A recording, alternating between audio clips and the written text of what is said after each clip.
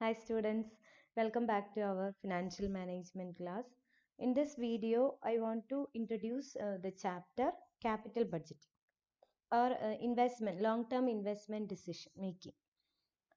Firms or businesses or business organizations need to invest their capital or funds in assets or projects. And these assets requires a large sum of money.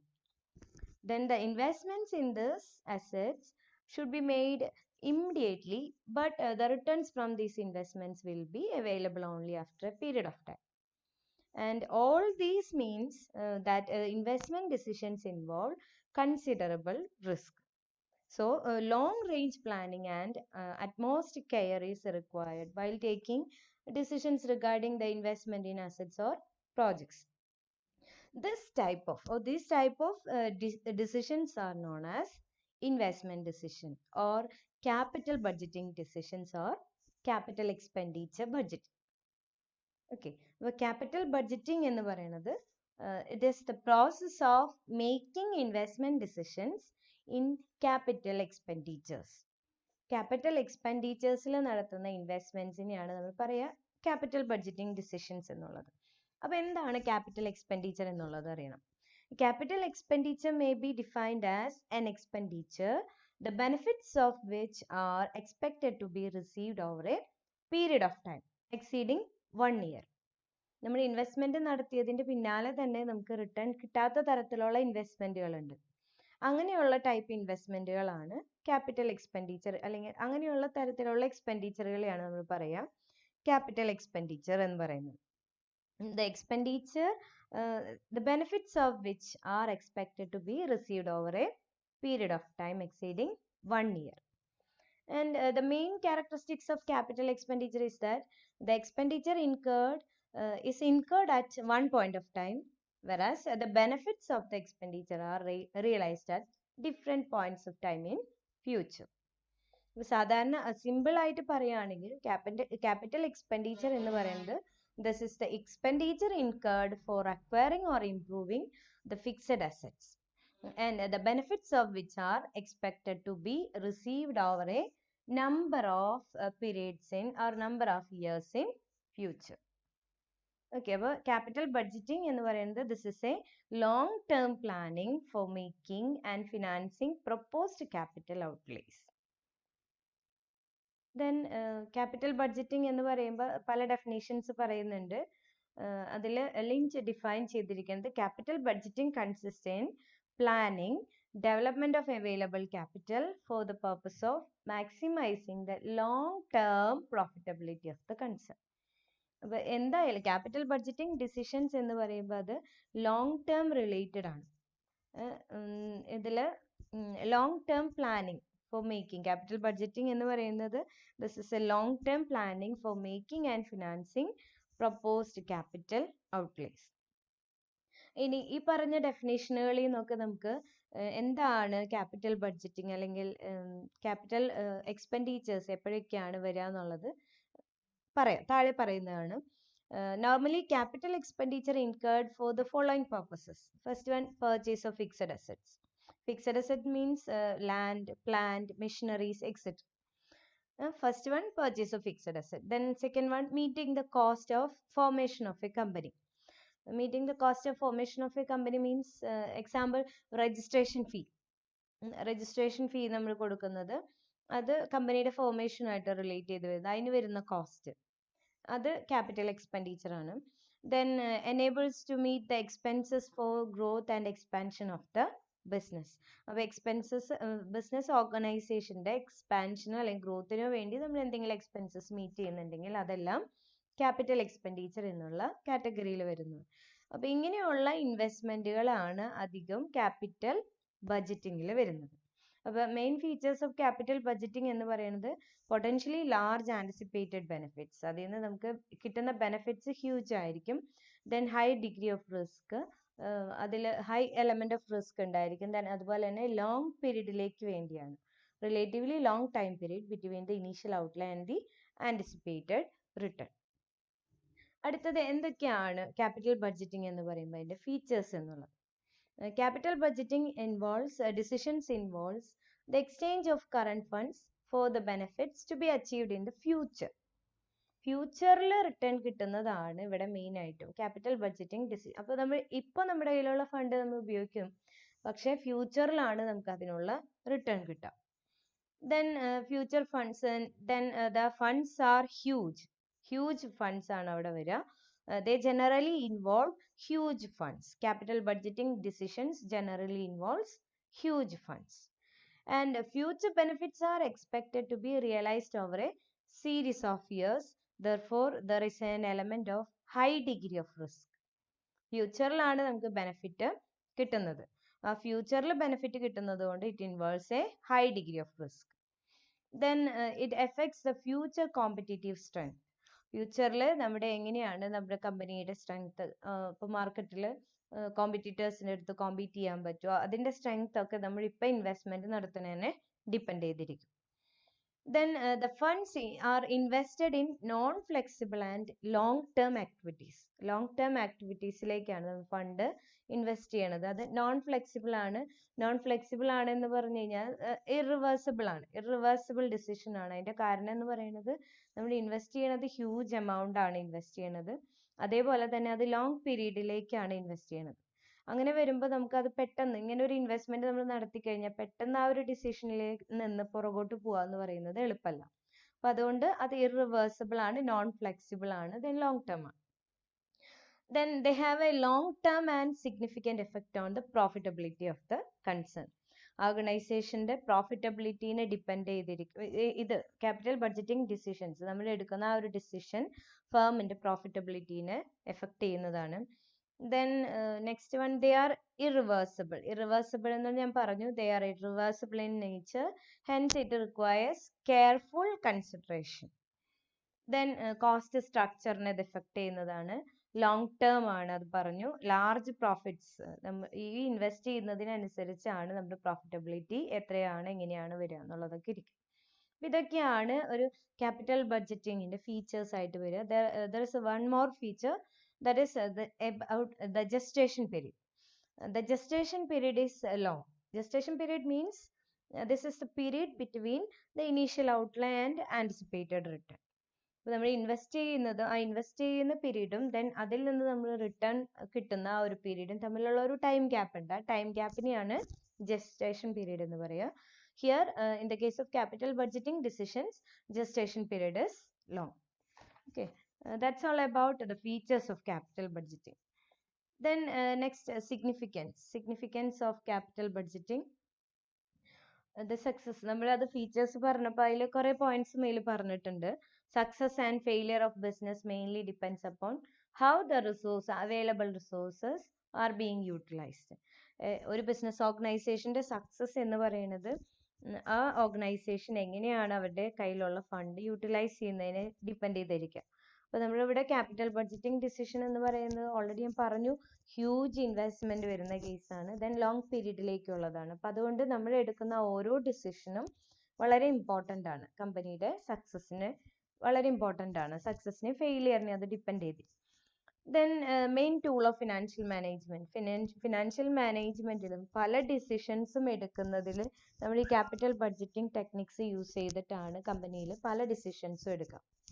Then all types of capital budgeting decisions are exposed to risk and uncertainty. Here there is a high degree of risk. Risk means uncertainty, because these investments are made for huge and long for a long period. ഒരു long പീരീഡിലേക്ക് വേണ്ടിയിട്ടാണ് നമ്മൾ ഈ decisions എടുക്കുന്നത്. അപ്പം അതുകൊണ്ട് അത് high risky ആയിരിക്കും. Uncertainty ഫ്യൂച്ചറിൽ ഒരു പീരീഡിൽ എന്ന് പറയുമ്പോൾ അവിടെ അൺസർട്ടനിറ്റിയുടെ എലമെന്റ് കൂടുതലാണ്. Therefore, there is a high degree of risk. Then they are irreversible in nature. Irreversible ആണ്. ഒരു തവണ നമ്മൾ ഡിസൈഡ് ചെയ്ത് കഴിഞ്ഞാൽ ആ ഒരു ഡിസിഷനിൽ നിന്ന് നമുക്ക് പുറകോട്ട് പോരാൻ പറ്റില്ല. Then capital rationing gives sufficient scope for the financial manager to evaluate the different proposals, and only viable project must be taken up for investment. Capital rationing എന്ന് പറയുന്നത് നമ്മളിപ്പോൾ നമ്മുടെ റിസോഴ്സസ് നമുക്കറിയാം, സ്കേഴ്സ് ആണ് റിസോഴ്സസ്. ഈ സ്കേഴ്സ് ആയിട്ടുള്ള resources നല്ല രീതിയിൽ ഉപയോഗിക്കണം.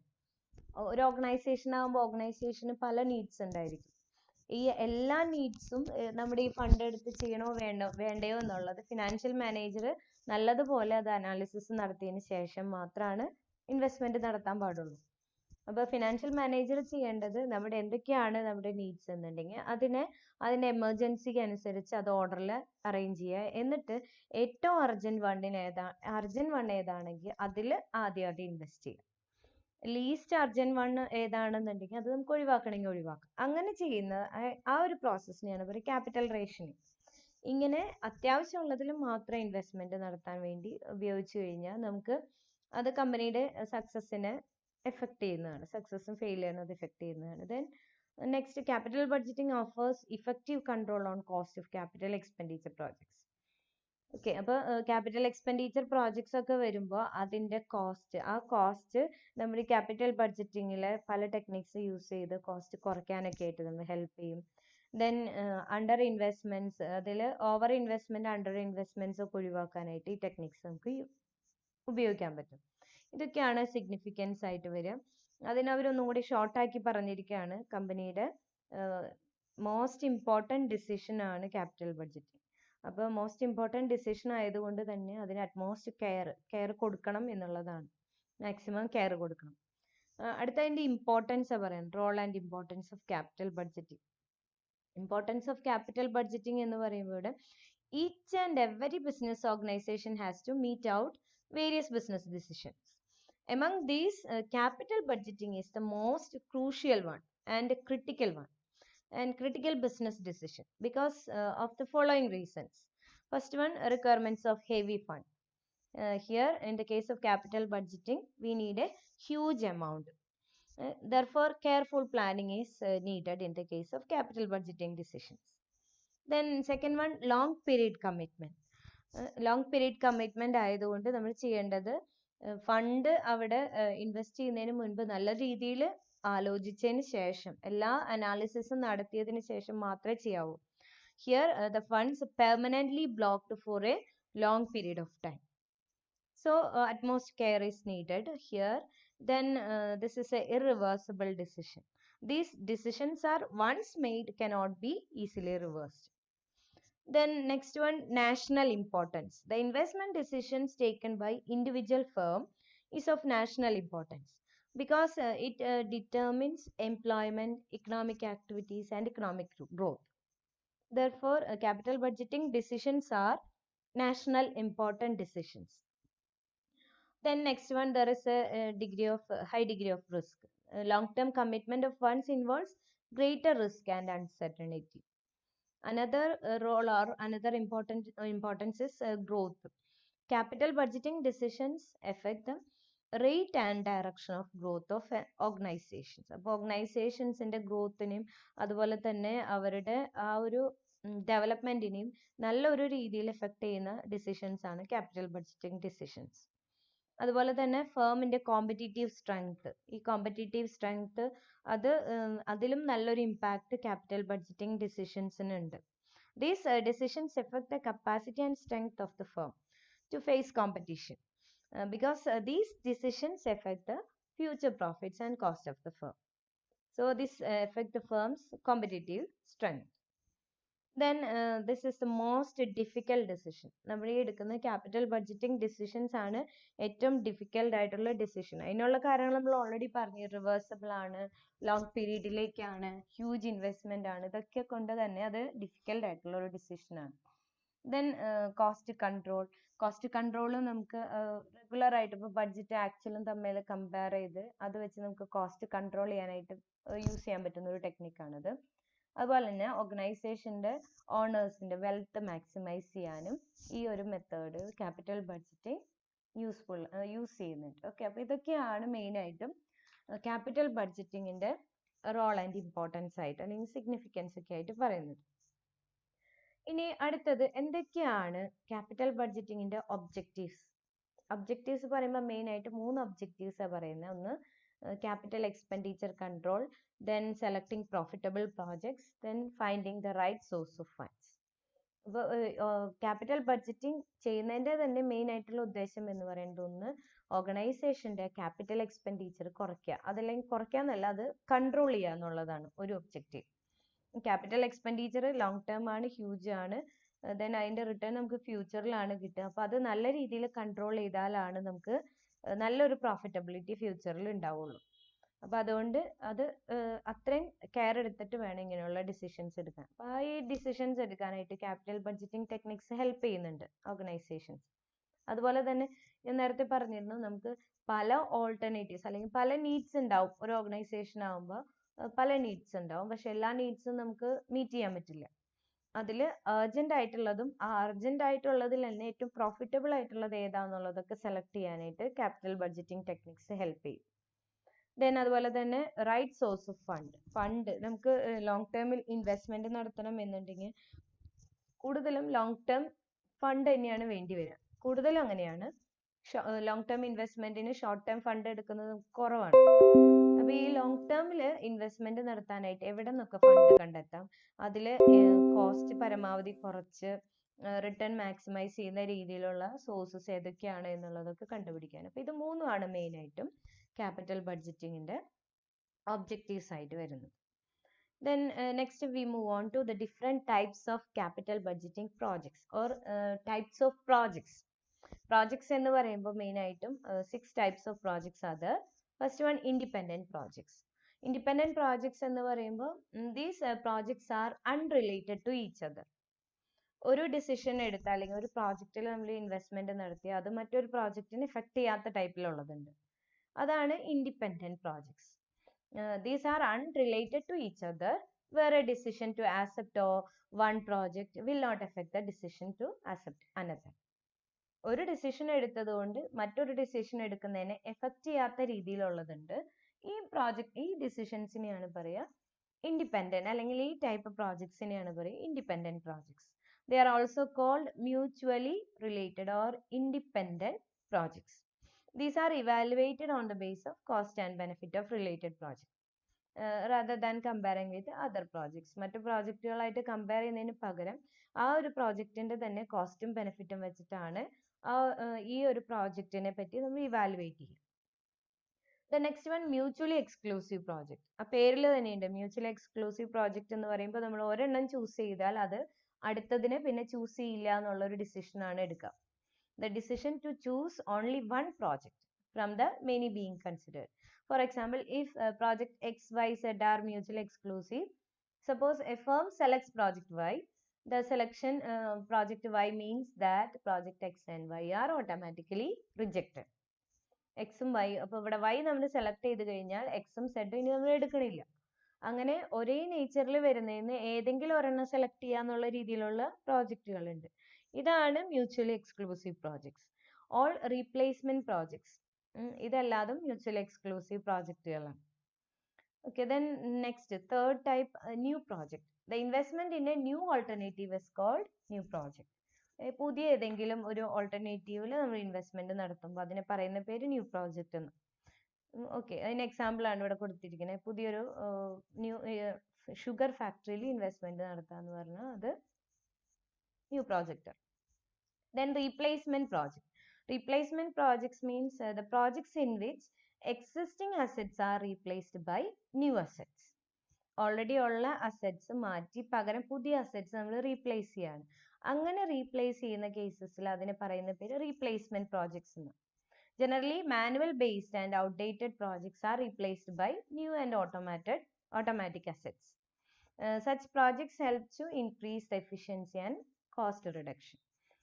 എക്സാമ്പിൾ, കുറെ കാലങ്ങൾക്ക് മുമ്പ് കമ്പ്യൂട്ടറിന്റെ ഉപയോഗമൊന്നും ഉണ്ടായിരുന്നില്ല. അന്ന് ഓഫീസുകളിലൊക്കെ ആളുകൾ ഉപയോഗിച്ചിരുന്നത് പേപ്പറിൽ എന്തൊക്കെയാണ് അന്നത്തെ കാര്യങ്ങൾ എന്നുണ്ടെങ്കിൽ അവർ പേപ്പറിൽ കറക്റ്റ് എഴുതി വെക്കുകയാണ് ചെയ്യുക, മാനുവലായിട്ട് റെക്കോർഡ് ചെയ്യുക ചെയ്യുക. ഇപ്പൊ അങ്ങനെയല്ല, അത് മാറി കുറച്ച് നാൾ കഴിഞ്ഞപ്പോൾ കമ്പ്യൂട്ടർ വന്നു. അപ്പോൾ ആ മാനുവൽ ആയിട്ടുണ്ടായിരുന്നതൊക്കെ മാറി പകരം മെഷീനായി, കമ്പ്യൂട്ടറായി. അപ്പോൾ അവിടെ പുതിയ കുറെ കമ്പ്യൂട്ടറുകൾ ഇൻസ്റ്റാൾ ചെയ്യണമെങ്കിൽ അതിന് കുറെ കോസ്റ്റ് വരും. അത് ഓർഗനൈസേഷനിലും വരും. അങ്ങനെ ആ കമ്പ്യൂട്ടറുകൾ ഇൻസ്റ്റാൾ ചെയ്യുന്നതിന് വരുന്ന കോസ്റ്റ്, അതിനെ നമ്മൾ റീപ്ലേസ്മെന്റ് പ്രോജക്റ്റ് എന്നാ പറയും. Okay, then expansion projects. Expansion projects എന്ന് പറയുന്നത് when the capacity of existing project is expanded for the purpose of increasing the revenue generating capacity, and such project is called expansion projects. Already ഉള്ള ഒരു കമ്പനിയുടെ ഇപ്പോൾ ഉള്ള ഒരു capacity പോരാ, ഇനി വീണ്ടും അത് കൂട്ടണം. അതിനു വേണ്ടി അവർ ചെയ്യുന്ന ആക്ടിവിറ്റീസ് അല്ലെങ്കിൽ അതിനു വേണ്ടി ഇൻവെസ്റ്റ്മെന്റ് നടത്തുന്നുണ്ടെങ്കിൽ അത് എക്സ്പാൻഷൻ പ്രോജക്ട്സ് എന്നുള്ള കാറ്റഗറിയിലാണ് വരിക. It refers to increasing the present capacity of a project according to the demand of the product. Then last one, diversification projects. Diversification projects are those projects where investment is made in such alternative which is not identical with the existing project. അപ്പോൾ existing ആയിട്ടുള്ളതല്ലാതെ അല്ലാത്ത വേറെ ഏതെങ്കിലും ഓൾട്ടർനേറ്റീവിൽ investments ഒക്കെ നടത്താം. അപ്പോൾ example ഇവിടെ പറഞ്ഞിരിക്കുന്നത് pharmaceutical സെക്ടറിൽ കമ്പ്യൂട്ടർ മാനുഫാക്ചർ. അപ്പോൾ investment in pharmaceutical sector by computer manufacturer. ഒരു കമ്പ്യൂട്ടർ മാനുഫാക്ചറർ ഫാർമസ്യൂട്ടിക്കൽ സെക്ടറിൽ പോയിട്ട് ഇൻവെസ്റ്റ്മെന്റ് നടത്താം. അപ്പോൾ ഇതുവരെ ആൾ ചെയ്തിരുന്നത് കമ്പ്യൂട്ടറിന്റെ ഇതിലായിരുന്നു. പക്ഷെ ഇപ്പൊ ആള് ചെയ്യാൻ പോകുന്നത് വേറെ ഒരെണ്ണത്തിലാണ്, ഇതുമായിട്ട് ഒരു റിലേഷനും ഇല്ലാത്ത വേറെ ഒരെണ്ണത്തിലാണ്. അങ്ങനെ വരുമ്പോൾ അത് ഡൈവേഴ്സിഫിക്കേഷൻ ആയി. ഡൈവേഴ്സിഫിക്കേഷൻ എന്ന് പറയുന്നത് മുൻപ് പഠിച്ച ഡൈവേഴ്സിഫൈ ചെയ്യുക എന്ന് പറഞ്ഞാൽ റിസ്ക് കുറയ്ക്കുക എന്നുള്ളതാണ് അതിന്റെ main purpose. Okay, this is all about the types of capital budgeting projects or types of projects. Next, we move on to the factors affecting capital budgeting. There are various factors that affect the capital budgeting decisions. Some of them are given below. First one, capital structure. Capital structure means the combination of debt and equity capital, ownership and borrowed capital. ഒരു കമ്പനിയിൽ നമ്മൾ borrowed ക്യാപിറ്റലും debt അല്ലെങ്കിൽ owned capital എത്ര use ചെയ്യണോ ആ use ചെയ്യുന്നത് അതിൻ്റെ ആ ഒരു കോമ്പിനേഷൻ. ഈ ഒരു കോമ്പിനേഷൻ നമ്മുടെ ക്യാപിറ്റൽ ബഡ്ജറ്റിംഗ് ഡിസിഷൻസിനെ എഫക്ട് ചെയ്യുന്നതാണ്. അതുപോലെ തന്നെ കമ്പനിയിൽ എത്ര വർക്കിംഗ് ക്യാപിറ്റൽ വേണമെന്നുള്ള. Working capital means the capital needed for the day to day functioning of an organisation. ഒരു ഓർഗനൈസേഷൻ്റെ ഡേ ടു ഡേ വർക്കിങ്ങിന് വേണ്ട ഫണ്ട് അത് എത്രയുണ്ട് എന്നുള്ളത് ക്യാപിറ്റൽ ബഡ്ജറ്റിംഗ് ഡിസിഷൻസിനെ എഫക്ട് ചെയ്യണതാണ്. അതുപോലെ നമുക്ക് കിട്ടുന്ന റിട്ടേൺ, ദെൻ എപ്പോൾ നമുക്ക് ആവശ്യം വന്നാലും ഫണ്ട് കിട്ടോ ഇല്ലയോ, ആ ഫണ്ടിന്റെ അവൈലബിലിറ്റി. ഇനി ഇതിൽ നമ്മൾ ഇൻവെസ്റ്റ് ചെയ്ത് കഴിഞ്ഞാൽ അതിൽ നിന്ന് നമുക്ക് കിട്ടാൻ പോകുന്ന ഏർണിങ്സ്. ദെൻ എന്തൊക്കെയാണ് ഓർഗനൈസേഷന്റെ ലെൻഡിങ് പോളിസീസ്, എന്തൊക്കെയാണ് ഈ ലെൻഡിങ് പോളിസീസ്, അതുപോലെ മാനേജ്മെന്റ് എടുക്കുന്ന ഡിസിഷൻസ്. ദെൻ പ്രോജക്റ്റ്, ഏത് ടൈപ്പ് പ്രോജക്ട്സ് ആണ് ഓർഗനൈസേഷനിൽ ആവശ്യമുള്ള പ്രോജക്ട്സിന്റെ നീഡ്സ്. ദെൻ കമ്പനിയിൽ യൂസ് ചെയ്യുന്ന അക്കൗണ്ടിങ് ടെക്നിക്സ്, ഗവൺമെന്റിന്റെ പോളിസി, നമ്മുടെ കമ്പനിയായിട്ട് റിലേറ്റ് ചെയ്ത് വരുന്ന ഗവൺമെന്റിന്റെ പോളിസികൾ, ടാക്സേഷൻ പോളിസീസ്. ദെൻ പ്രോജക്റ്റിന്റെ ഇക്കണോമിക് വാല്യൂ. ദെൻ ഈ ഒബ്ജക്റ്റീവ്സ്, അതുപോലെ capital expenditure control. Then profitable projects select ചെയ്യണത്. ഇതെല്ലാതും ഒരു ഓർഗനൈസേഷന്റെ ക്യാപിറ്റൽ ബഡ്ജറ്റിംഗ് ഡിസിഷൻസിനെ എഫക്ട് ചെയ്യുന്ന ഫാക്ടേഴ്സ് ആണ്. ഇത് ഓർഗനൈസേഷൻ എങ്ങനെയാണോ, അത് ഫേവറബിൾ ആണോ അല്ലയോ എന്നുള്ളതൊക്കെ നോക്കിയിട്ടാണ്, അതിനെ ബേസ് ചെയ്തിട്ടാണ് അവർ ആ കമ്പനിയിൽ ക്യാപിറ്റൽ ബഡ്ജറ്റിംഗ് ഡിസിഷൻസ് എടുക്കുന്നത്. Okay, then next we move on to another important topic, that is capital budgeting process or steps involved in capital budgeting. First process is to identify the potential investment opportunities. Identification of investment proposal, or it means project generation. Identification of investment proposal or opportunity means project generation. Here, the financial manager identify the various proposals and analyzes these proposals in the light of corporate strategies. അപ്പോൾ ഇതിൽ ആൾ ആദ്യം ചെയ്യുന്നത് ഏതൊക്കെയാണ്, നമുക്കിപ്പോൾ പല opportunities ഉണ്ടാവും, അല്ലെങ്കിൽ നമുക്ക് പല ആവശ്യങ്ങൾ ഉണ്ടാവും, അങ്ങനെയുള്ള പല പ്രപ്പോസൽസ് ഉണ്ടാവും. ഈ പ്രപ്പോസൽസ് ഏതൊക്കെയാണ് എന്നുള്ളത് ആദ്യം തന്നെ അത് ഉള്ള പ്രപ്പോസൽസിനെ ഒന്ന് അനലൈസ് ചെയ്യാം. കോർപ്പറേറ്റ് കമ്പനിയുടെ സ്ട്രാറ്റജീസ് ഒക്കെ വെച്ച് അതിൻ്റെ ഉള്ള പ്രപ്പോസൽസ്, നമുക്ക് വന്നിട്ടുള്ള പ്രപ്പോസൽസ് അനലൈസ് ചെയ്യാം. അതാണ് ഇവിടെ generating the proposals for investment is the first step.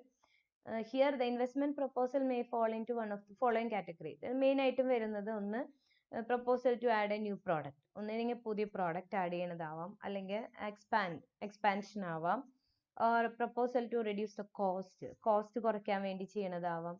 അതുപോലെ തന്നെ സെയിൽസ് കമ്പൈൻ ചെയ്യാനോ അല്ലെങ്കിൽ ട്രേഡ് ഫെയർസ്, അങ്ങനെ എന്താണോ ആ കമ്പനിയുടെ ആവശ്യം, അല്ലെങ്കിൽ എന്താണ് അവരുടെ മെയിൻ ആയിട്ടുള്ള ഇൻവെസ്റ്റ്മെന്റ് നടത്തുന്നതിന്റെ ആവശ്യം എന്താന്നുള്ളത് ആദ്യം മനസ്സിലാക്കാം. ഓക്കെ, അപ്പോൾ ആദ്യം പ്രോജക്റ്റ് ജനറേഷൻ ആണ്. Then next one screening the proposal, evaluating, and second one evaluating and assembling the investment proposal. That means screening the proposals. Views the proposals from various angles.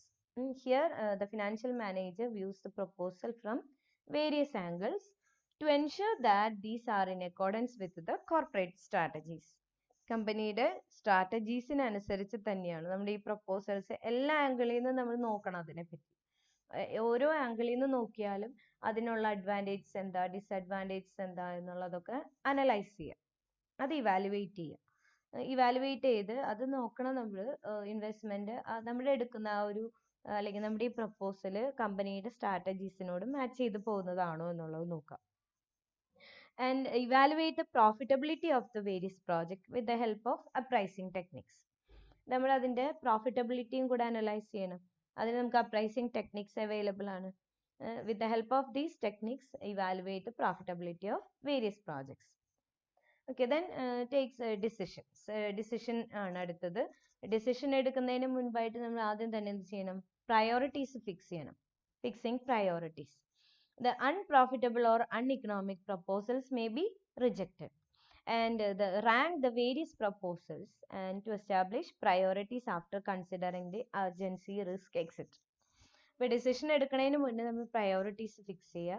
Priorities fix ചെയ്യുമ്പോൾ ശ്രദ്ധിക്കേണ്ടത് unprofitable ആയിട്ടുള്ളതുണ്ടെങ്കിൽ നമ്മൾ അപ്പോൾ തന്നെ അത് reject ചെയ്യണം. അതുപോലെ അൺഇക്കണോമിക്കൽ ആയിട്ടുണ്ടെങ്കിൽ അത് റിജക്ട് ചെയ്യുക. ദെൻ ബാക്കിയുള്ള പ്രോജക്റ്റുകളെ നമ്മൾ റാങ്ക് ചെയ്യണം. റാങ്ക് ചെയ്യുന്നത് അതിന് പ്രയോറിറ്റീസ് കൊടുക്കുക. ഇമ്പോർട്ടൻസ് അല്ലെങ്കിൽ അർജൻസിക്ക് അനുസരിച്ച്, റിസ്ക് അതിനൊക്കെ അനുസരിച്ച് നമ്മൾ അതിനെ പ്രയോറിറ്റൈസ് ചെയ്യുക. Then final approval and preparation of capital expenditure budget. അടുത്തത് ഇത് കഴിഞ്ഞ് കഴിഞ്ഞാൽ നമ്മൾ ചെയ്യണത് ക്യാപിറ്റൽ എക്സ്പെൻഡിച്ചർ ബഡ്ജറ്റ് പ്രിപ്പയർ ചെയ്യാണ്. It lays down the amount of capital or amount of estimated expenditure to be incurred on fixed assets during the budget period. ഇതിൽ നമ്മൾ ചെയ്യേണ്ടത് ബഡ്ജറ്റിങ്ങിൽ നമ്മൾ അതിൽ ചെയ്യുന്നത് ഫൈനൽ അപ്രൂവലിന് മുൻപ്, സെലക്ട് ചെയ്യുന്നതിനൊക്കെ മുൻപായിട്ട് അല്ലെങ്കിൽ അപ്രൂവ് ചെയ്യുന്ന സമയത്ത് നമ്മൾ ചെയ്യേണ്ടത് ബഡ്ജറ്റ് പ്രിപ്പയർ ചെയ്തിട്ട് എത്ര എമൗണ്ട് ഇൻവെസ്റ്റ്മെന്റ് നടത്തേണ്ടി വരും, ഫിക്സഡ് അസറ്റ്സിൽ എത്ര പീരീഡിലേക്ക് എന്നുള്ളതൊക്കെ അറിയാം. Then implementation ആണ്. Implementation of the proposal. Implementing the proposal. Here, review the profitability of the project in the changed circumstances. While implementing, it is better to assign responsibilities for completing the projects within the given time frame and cost limit, so as to avoid unnecessary delays and cost overruns. അപ്പോൾ നമ്മൾ ഈ ഇത് implement ചെയ്ത് കഴിഞ്ഞ്, proposal implement ചെയ്ത് കഴിഞ്ഞിട്ട് നമ്മൾ review ചെയ്യണം. നമ്മൾ പ്ലാൻ ചെയ്തതിനനുസരിച്ച് തന്നെയാണോ കാര്യങ്ങൾ വന്നിരിക്കണേ, അത് ആ കോസ്റ്റിൽ തന്നെ എല്ലാം നിന്നോ, ആ ടൈം ഫ്രെയിമിൽ അത് നമുക്ക് കംപ്ലീറ്റ് ചെയ്യാൻ പറ്റിയോ, ഇങ്ങനെയുള്ള കാര്യങ്ങളൊക്കെ അനലൈസ് ചെയ്യുക. Then performance review. The evaluation of the project is made through post completion audit by way of comparison of actual expenditure on the project with the budgeted one. അപ്പോൾ ബഡ്ജറ്റും ആക്ച്വലും തമ്മിൽ കമ്പയർ ചെയ്യുക. And also compare the actual return with the anticipated return. ഇങ്ങനെ ഒരു project investment നടത്തുന്നതിന് മുൻപ്, capital budgeting decision എടുക്കുന്നതിന് മുൻപായിട്ട് നമ്മൾ ചെയ്യേണ്ട കാര്യങ്ങളാണ്. അപ്പോൾ പ്രോജക്റ്റ് ജനറേറ്റ് ചെയ്യാം, ദെൻ ഇവാലുവേറ്റ് ചെയ്യണം, അത് കഴിഞ്ഞ് സെലക്ഷൻ ചെയ്തതിന് ശേഷം നമ്മൾ അത് ഇംപ്ലിമെന്റ് ചെയ്യണം. ഇംപ്ലിമെന്റ് ചെയ്തതിന് ശേഷം വീണ്ടും അതിനെ ഇവാലുവേറ്റ് ചെയ്യുക, റിവ്യൂ നടത്തുക, പെർഫോമൻസ് റിവ്യൂ നടത്തുക. ഇതാണ് ക്യാപിറ്റൽ ബഡ്ജറ്റിംഗിന്റെ പ്രോസസ്സിൽ വരിക. Okay, that's all about today's video. Thank you.